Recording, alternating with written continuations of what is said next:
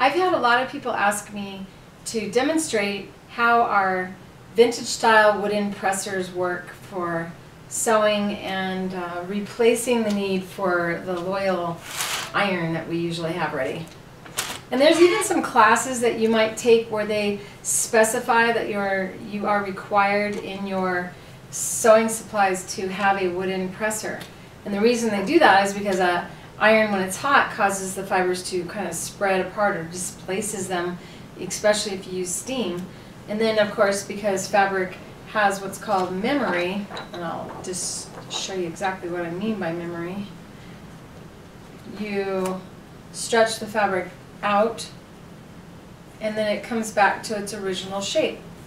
But if you use an iron and you increase the temperature and the moisture by adding steam, these fibers can stretch out and stay stretched out until the item is washed. This is problematic if you're going to make a quilt block and you want to use different curved pieces and straight pieces and then have everything fit together. So the way to solve this problem is to go back in time and to rely on our ancestors to show us the way to press your fabric without using an iron. So we have these beautiful woods that we have. They're called dyed. They're dyed wood, and they have a lot of density to them. They're heavier than normal wood, and they have this unique shape to them. This curved end right here. So you see this little curve right here, and this straight edge there. And you're supposed to hold your hand like you're writing, and then just drag it. And this is the actual edge that we use to press the fabrics. You can use this with just a single layer of fabric. Say you need to do a crease for a perfect pin tuck. And you just fold your fabric and slide while applying a light amount of pressure. Now, these are engineered so that you can use a left hand or a right hand, and that you don't have to lift your hand up in order to press.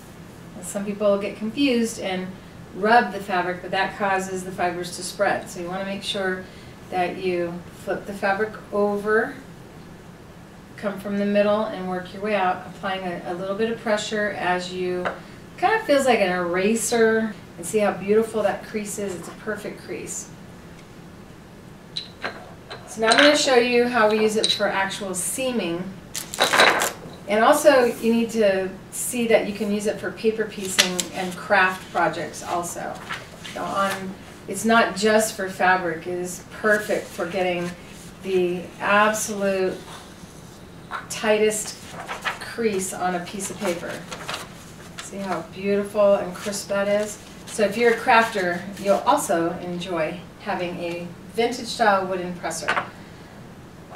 Those of you who like to quilt will enjoy not having to turn the iron on, wait for it to get hot. Of course, with this iron, it stays hot for quite a while. But sometimes you get distracted, and you're going to cook dinner, come back. This is the satin edge foot, and I've already set it up for a perfect 1/4 inch seam allowance.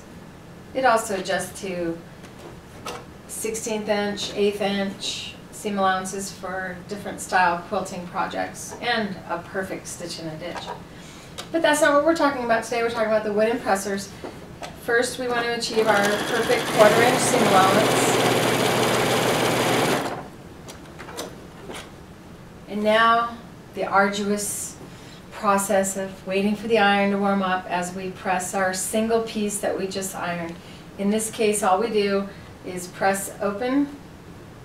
And you'll notice that, for those of you who don't know about quilting, when you sew, a lot of times you open your fabric like this, and then you press open your seam. And if you are that type of sewer, the pressers are going to also help you press your seams open. But in quilting, we usually press our seams over to one side.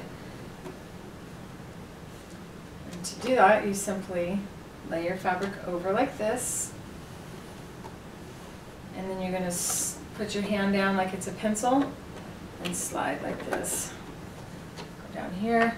So you push, and I push at and drag it at a 30-degree angle or thereabouts. You know, just kind of not straight down, but at an angle, pushing toward the fabric that sits higher. and it presses that seam so it's perfectly flat.